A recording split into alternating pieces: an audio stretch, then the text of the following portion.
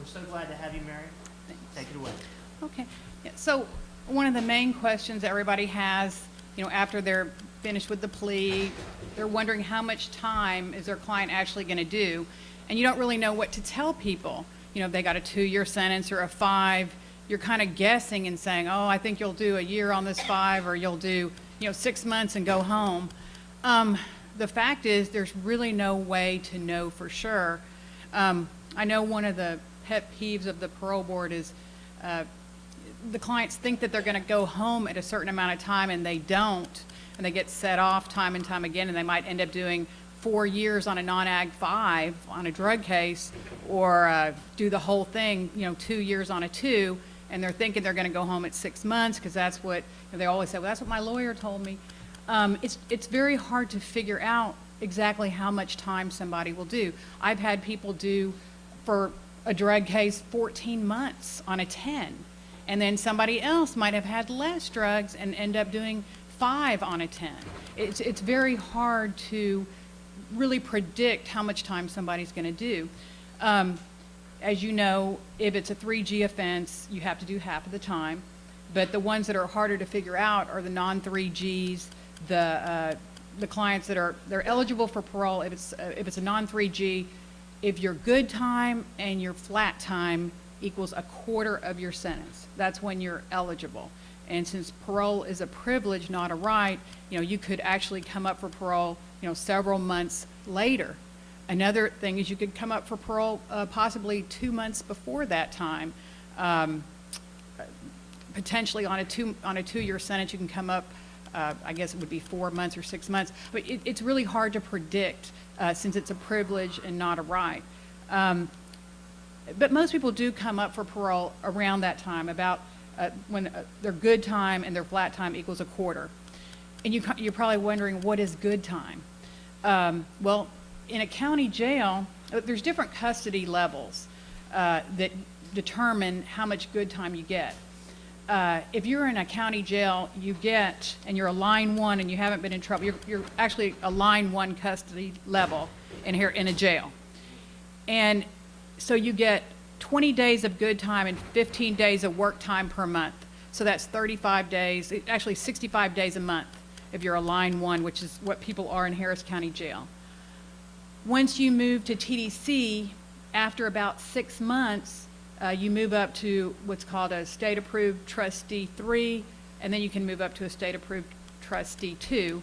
And you're going to get, as a state-approved trustee 3, you get 30 days good time and 15 days work time per month, so you're getting about 75 days per month.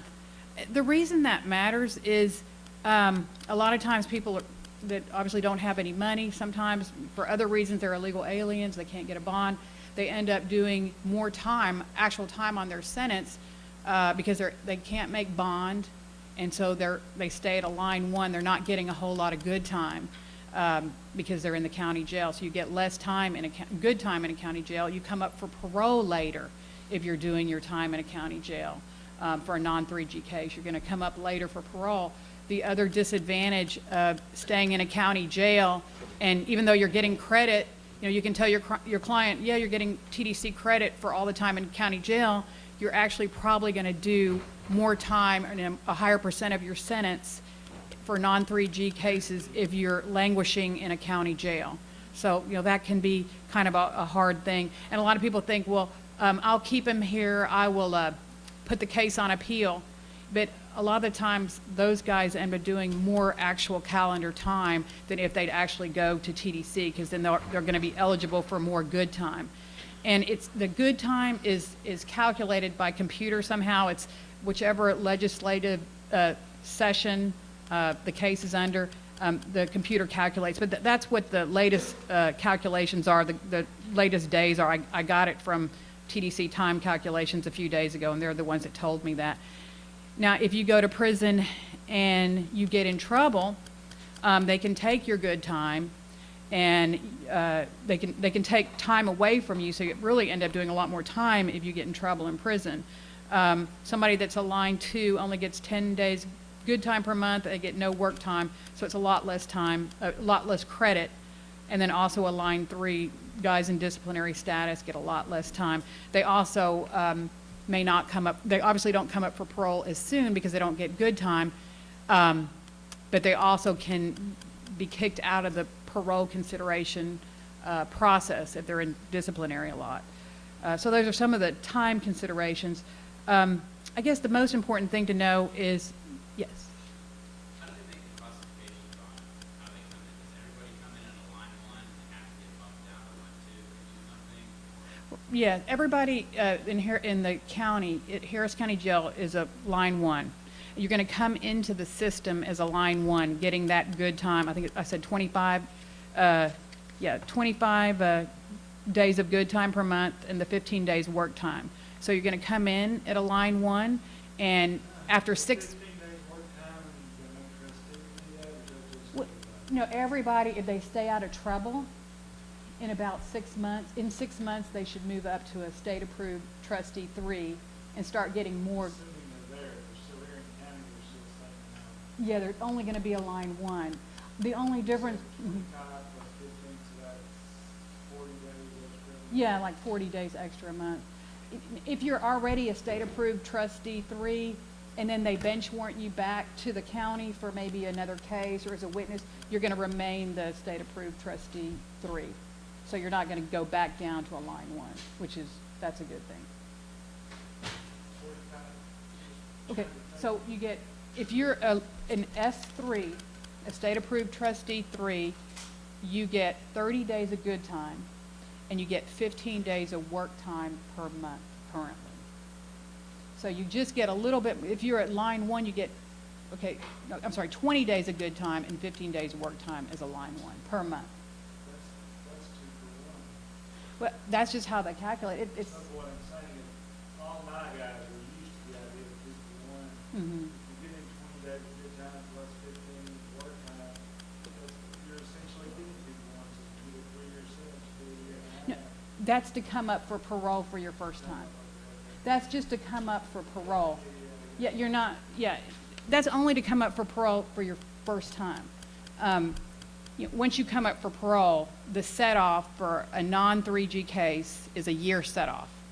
You're not going to come back up for parole earlier than that unless you have what they call a short way, which is your projected release date, which is the discretionary mandatory date. So I guess I guess I should have differentiated. That's for when you first come up for parole, Jeff. If you get a set-off, it's a year set-off. If you get if you have a 3-year, if you have a 3G case, you can get up to a 5-year set-off. For non-3G cases, you can only get a 1-year set-off if you're misbehaving or having problems or they don't want to give you parole. You can only get set off for 1 year, and you'll come back up the next year. If you have a 3G case, you can get set off for up to 5 years. Often, if you're doing well in prison, you're only going to get like a 1-year set off. Even if you have a 3G case where you can get up to a 5-year set off, you're often only going to get a 1-year set off. The custody level above state-approved trustee 3 is state-approved trustee 2. You're not going to get any more good time or work time for that, but the benefit is that you can be an outside trustee, go outside the unit. A lot of people are on work crews if you're a state-approved trustee 2, and it looks better for your parole chances. Your parole chances are, it just makes you look good if you're a state-approved trustee 2. So that's basically the issue of the good time and the work time. And again, it only applies to the first time that you're eligible. And if you get a set-off, it's a year set-off. Okay. And talking about the discretionary mandatory supervision, that is such a weird thing. It used to be where there was true mandatory parole. Like in the 80s, if you had a murder or you had a rape and you got 99 years or less, you had a true mandatory date, meaning at a certain percentage of your time you would go home. You would absolutely go home, even for murder and rape and typical 3G crimes. You would go home. After 87, cases were given what's called a discretionary mandatory date, where it's an oxymoron. the date would be voted on. It would be something that would be voted on, so it's discretionary, mandatory. So all cases now, no matter if they're 3G or non-3G, you can do your whole sentence. As I said, you come up for parole every year for a non-3G case. If you come up for parole every year for non-3G cases, the exception would be you still are going to have a discretionary mandatory date. Let me give you a common example, okay? A 2-year sentence. You'll come up for parole maybe around 6 months or so on a 2-year sentence. You have a discretionary mandatory date where you're also going to be voted once again at about 10 months, 11 days. You're going to come up for parole again on a 2 for your discretionary mandatory. So people think, oh, well, I'm going to come up for parole, twice, 2 times in a year. That's not the case generally. It is on like a 2-year sentence. That would be the only time that you come up for a mandatory, I guess twice in the same year. But actually, if you have like a 4-year sentence, you could come up for parole twice in a year too. Maybe on the second year, if you had a year set off the first year, you come up again the second year, your mandatory discretionary date would probably come up on the second year until you'd actually come up for parole twice on your second year on a 4 and a 5-year sentence. TDC does the calculations on that, but you have to, if you're representing people for parole, you have to be very careful because people can potentially come up for parole and discretionary mandatory supervision twice in the same year. And you never know which year that is unless you're closely following that. As far as the parole process, it's basically the same for discretionary parole and the discretionary mandatory that you still come up for and regular parole. The difference is on mandatory that's something that I think would be a good thing for y'all to know. There's a case called Retzlaff, ex parte Retzlaff. This is a pretty interesting case that makes parole mandatory if these rules are not followed. Let me give you an example because it's easier for me to explain it with an example. Say you have a 2-year sentence and it's for a drug case. You sat in county jail for a year waiting for your case to be over. Finally, the DA offers you 2 years, you've been there a year, you sign for it. Under the law, you will be going home under Retzlaff. The law says that you have to be informed in writing that you're up for your discretionary mandatory date within 30 days of that date. So you've already done a year in county, you got a 2-year sentence. You've obviously have not been informed that your discretionary date is coming up in 30 days because that would be at the probably 10 months, 11-day mark, and you've passed that mark, so that's already passed. TDC will process you out very quickly. That may be something for y'all to think about, when you're trying to figure out sentencing and how much time, is this client going to do on this 2 years. Some of them might actually go home within a few weeks if they've actually passed that date. It's very hard to know, to calculate that date without TDC actually doing it. I've been in a position before where I had a client that he had a 5-year sentence. I thought that he was close enough to that discretionary date that he should just go ahead and sign for the time, and he's going to be processed out because they passed that discretionary date. But the way they calculate the good time, sometimes that can confuse you, and it's probably better to just not tell the client. Yes.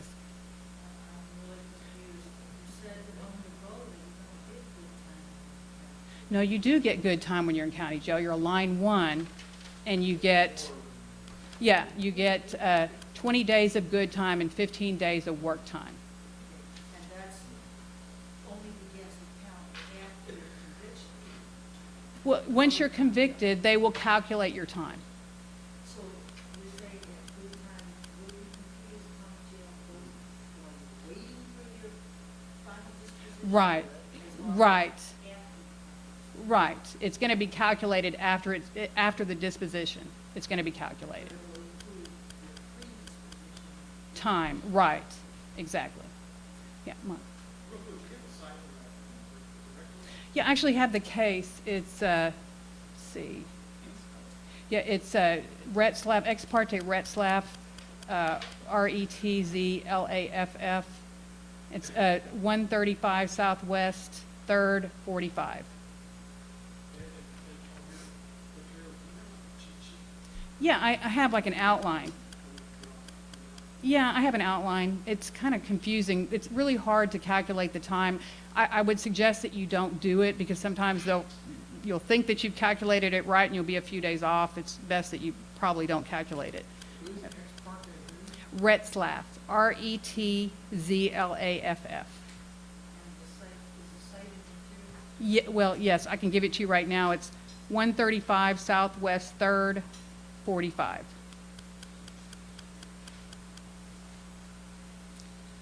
Okay, another thing I was going to cover is when can a client keep his street time? You know, you might hear people say, oh, they took all my street time. If you have a 3G case, you never get street time. And if you've ever had a 3G case, you can never get street time. Yes. So what is your standard response when they say, how much will I do on whatever the number is? What do you say? Okay, it completely depends on the number. The higher the number, You try and calculate it, or you just? no, I don't calculate it. I can just use my experience and say, on this 5, you don't have a prior record, you have a good job history, the case didn't involve any injuries, you don't have a history of violence, you have a good work history, you have your GED. I think you're going to do about this much time. That's what I tell them. So you put a number. I say I can't tell you for sure, but this is what I think it looks like. There's never a guarantee. You can never make a guarantee. But I can look at a case and think, this you may do somewhere around this much time, but I can't guarantee it to you, is what I tell them. Yeah.